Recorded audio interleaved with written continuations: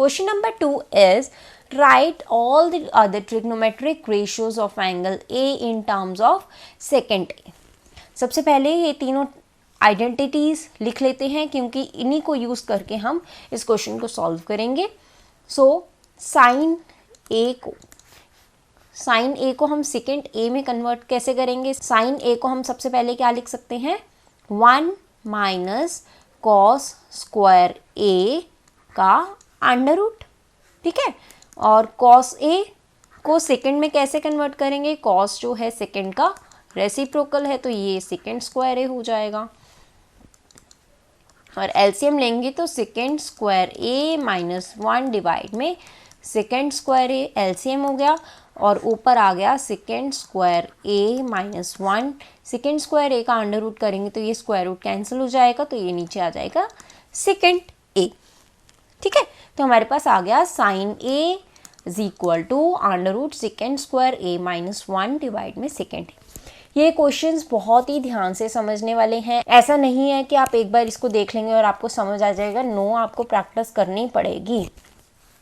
Sign ए हमने लिख लिया. कॉस ए क्या होता है? This is the direct reciprocal of second A, तो ये तो हम सीधा लिख सकते हैं. नेक्स्ट हम लिखेंगे टैन ए. टैन ए को हम सेकेंड की फॉर्म में कैसे कन्वर्ट करेंगे? डायरेक्ट फॉर्मूला है tan theta is equal to second square A minus 1 का अंडर. ये हो गया. साइन ए हो गया, कॉस ए हो गया, टैन ए हो गया. अब कॉट ए लिख लेते हैं.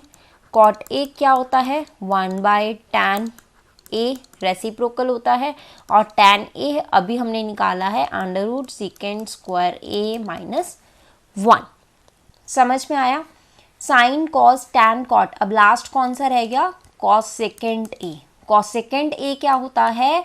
साइन ए का रेसिप्रोकल. तो हम साइन ए का हमने निकाल लिया है, उसी को हम लिख सकते हैं यहाँ पे. साइन ए क्या है? Under root second square A minus 1 divide में सेकेंड ए. ये सेकेंड ए ऊपर चला जाएगा तो ये बन जाएगा सेकेंड ए डिवाइड में under root second square A minus 1. ये हो जाएगा हमारा कॉस सेकेंड ए. समझ में आया? राइट. तो आपको समझ में आ गया कि आप कैसे एक ट्रिग्नोमेट्रिक रेशियो को दूसरी ट्रिग्नोमेट्रिक रेशियो में कन्वर्ट कर सकते हैं इन 3 फॉर्मूलाज का यूज करके.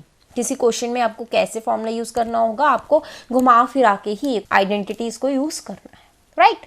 आई होप आपको ये क्लियर हो गया होगा. आप इसकी प्रैक्टिस करना, आपको और अच्छे से क्लियर होता जाएगा.